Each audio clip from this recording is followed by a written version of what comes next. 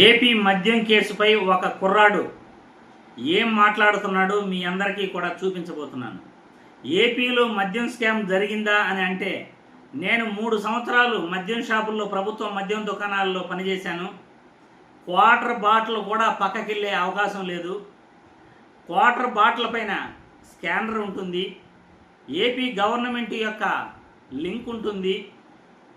మనం ఒక bottle sale చేశామంటే ఇమ్మీడియట్లీ ఆ డిస్టిలరీలకి తెలిసిపోతుంది, ప్రభుత్వానికి తెలిసిపోతుంది. మరుసటి రోజు ఉదయం మేము మద్యం షాపుకి వచ్చి ఆ ఒక చలానా మాకే వచ్చేస్తుంది. ఈరోజు ఇంత సేల్స్ అమ్మారు, నిన్న ఇది వెళ్ళి బ్యాంకులో డిపాజిట్ చేస్తేనే మళ్ళీ మీరు లాగిన్ అయ్యే అవకాశం ఉంటుంది, మీరు సరుకు అమ్మే అవకాశం ఉంటుంది అని ఆ కుర్రాడు చెప్తుంటే, టీడీపీ ప్రభుత్వం, కూటమి ప్రభుత్వం ఈరోజు అబద్ధాలతో, అనాలోచిత నిర్ణయాలతో వైసీపీ నాయకులను అరెస్ట్ చేస్తూ ప్రజల్ని తప్పుదారి పట్టించే ప్రయత్నం చేస్తున్నారు.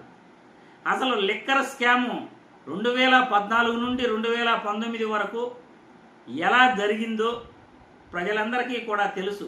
43,000 బెల్ట్ షాపులు, 4,380 మద్యం షాపులు, ఒక్కొక్క మద్యం షాపుకు ఒక్కొక్క పర్మిట్ రూము, ఇష్టానుసారం ఉదయం 6 గంటల నుండి రాత్రి 12-1 గంట వరకు కూడా మద్యం అమ్మేవాళ్ళు.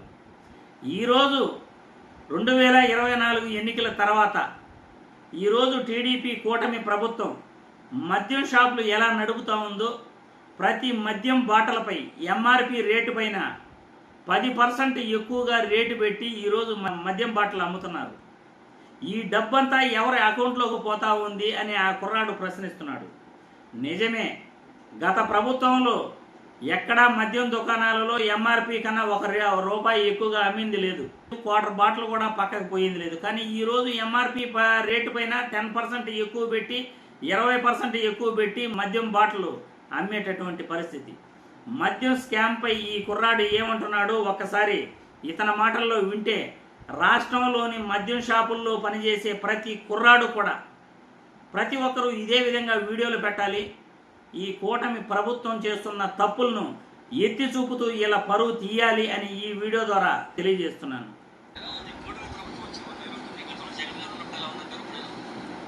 దారుణంగా ఉంది. కూటమి ప్రభుత్వం వచ్చిన తర్వాత చాలా మంది ఉద్యోగాలు పోగొట్టుకున్నాం. ప్రజెంట్ అందులో ఉద్యోగం పోగొట్టుకున్న వాళ్ళు నేను కూడా ఒకటి. అంతకుముందు జగన్ గారు గవర్నమెంట్లో బీటెక్ చదివినందుకు ఇక్కడ ఉద్యోగాలు ఎత్తుకోకుండా జగన్మోహన్ వైన్ షాపులో ఎలా సూపర్వైజర్ పోస్టులు, సేల్స్ మ్యాన్ పోస్టులు అవి అరేంజ్ చేశారు. దాంట్లో నేను సూపర్వైజర్గా చేశాను. 3 సంవత్సరాలుగా చేశాను సూపర్వైజర్గానే. 3 సంవత్సరాల తర్వాత గవర్నమెంట్ మారింది. ఎటు వెళ్ళాలని ఉద్యోగాలు ఆపేశారు. వైన్ షాప్ నుంచి డైరెక్ట్గా వెళ్ళిపోమని చెప్పారు. నోటీసులు కూడా ఇవ్వకున్నారు. అలాగే నాతో పాటు చేసేవాళ్ళు, డిగ్రీ చదివిన వాళ్ళందరూ దగ్గర మేము ఇక్కడ చేసే ఈ మండలంలోనే దగ్గర 30-40 మంది ఉన్నాం. వైన్ షాప్లో సూపర్వైజర్ కానీ, సేల్స్ ఎమ్మెల్యే కానీ చేసేవాళ్ళం. అందరూ వీళ్ళ దగ్గర ఉండి ఇప్పుడు ఏ పని చేసుకోవాలో తెలియక ఇంకా ఎదుగులాటలోనే ఉన్నాం. ఉద్యోగాలు ఇస్తాం అని చెప్పి చెప్తున్నారు. కానీ ఎక్కడ చంద్రబాబు నాయుడు లోకేష్ గారు 20 లక్షల ఉద్యోగాలు, ఎక్కడ 20 లక్షల ఉద్యోగాల కోసం ఎదురు చూస్తున్నాం. మేము కూడా ఏదన్నా ఉద్యోగం చేసుకుంటా కానీ మాకు కూడా జీవనాధారం దొరికింది కదా. ఇంట్లో తల్లిదండ్రులకు కానీ వాళ్ళకి కానీ ఆర్థిక సాయంగా మేము ఉంటాం. కనీసం ఇప్పుడు ప్రజెంట్ ఏం దొరికిన పరిస్థితి. మేము కూడా ఏదో కూలి పని దొరికితే అని వెళ్దామా, డిగ్రీలు చదువు కూడా మేము అటు కూలి పనుల వైపు చూస్తున్నాను కదా. లిక్కర్ ద్వారా జగన్మోహన్ రెడ్డి గారి లిక్కర్ ద్వారా స్కామ్ జరిగిందనే అవకాశం నుంచి వార్తలు వస్తున్నాయి. కొంతమంది అరెస్ట్ కూడా జరిగింది. లిక్కర్ స్కామ్లు చేశాడు. దాని మీద అవకాశం జరిగే అవకాశం ఉన్నట్టు లేవు. స్కామ్ ఏమన్నా వాళ్ళు అనే మాటలే కానీ బయట అయితే ఎక్కడా లేదు. నేను 3 సంవత్సరాలుగా చేశాను. 3 సంవత్సరాల్లో కూడా ఒక క్వార్టర్ బాటిల్ తీసి మేము పక్కకి అమ్మాయి కానీ ఫ్రీగా ఇవ్వడం కానీ అలాంటివి కూడా జరగదు. కనీసం దాని మీద స్టిక్కర్ ఉంటుంది. స్కామ్ చేయడానికి కూడా అవకాశం ఉండదు. పైన ఏపీ గవర్నమెంట్ అని చెప్పి వెబ్సైట్ ఉంటుంది. అది ఓపెన్ చేయగానే, స్కాన్ చేయగానే ఆ గవర్నమెంట్లో ఉన్న బోర్డు మనం అమ్మితే దాంట్లోంచి డిలీట్ అయిపోద్ది. అది అమ్మాం కాబట్టి. అమ్మకపోతే ఆ బాటిల్ దాంట్లో చూపించింది. ఎందుకు అమ్మలేదు ఏంటి అని వాళ్ళు వచ్చి అడుగుతారు కూడా. వీక్లీ వన్స్ వెరిఫికేషన్ ఉంటుంది. ఎస్ఐ వస్తారు, ఏఎస్ఐ వస్తారు, మంత్లీ ఒకసారి ఎక్స్చేంజ్ వాళ్ళు వస్తారు. మొత్తం షాప్ మొత్తం స్టాక్ చెక్ చేయలేదు.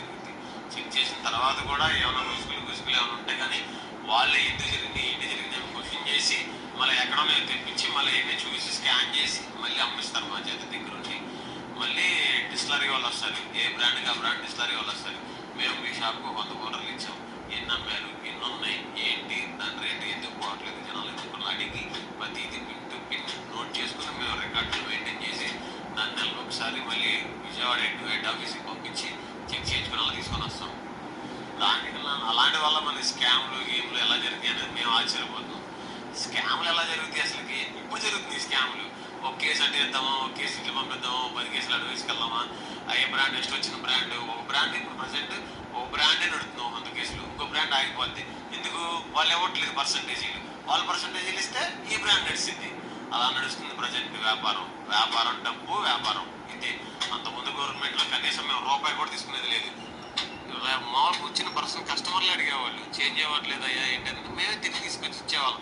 వెళ్ళిన వాళ్ళని కూడా పిలిచి వెనక్కి తిరిగి డబ్బులు ఇచ్చేవాళ్ళం. అలాంటిది శాములు జరుగుతున్నాయి అంటే ఇంకా వాళ్ళకి వాళ్ళ దృష్టికి తీసుకెళ్ళాలి.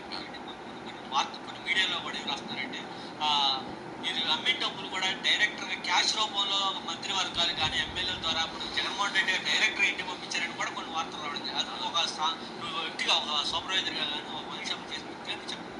లేదు, అలాంటి స్కామ్లు జగన్మోహన్ రెడ్డి ఇంటికి అలాంటివి పంపించే అలాంటివి ఏమి ఉండవు.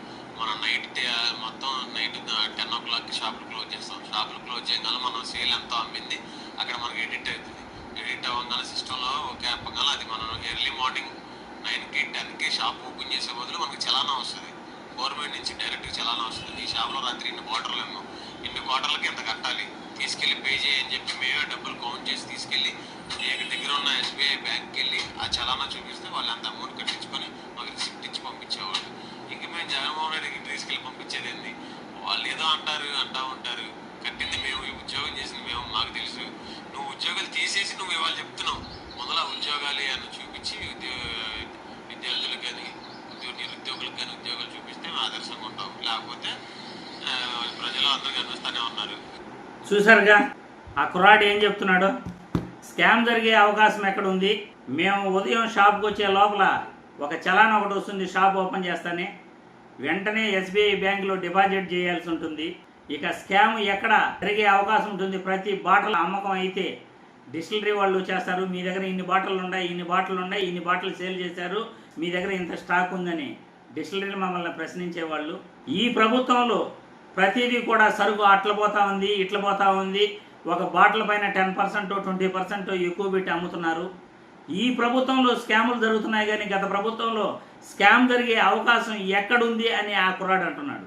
ప్రభుత్వం మద్యం దుకాణాల్లో పనిచేసిన ప్రతి కుర్రాడు కూడా ఇదే విధంగా వీడియోలు మీ మొబైల్లో సెల్ఫ్ వీడియో తీసి సోషల్ మీడియాల్లో మీరు షేర్ చేయండి.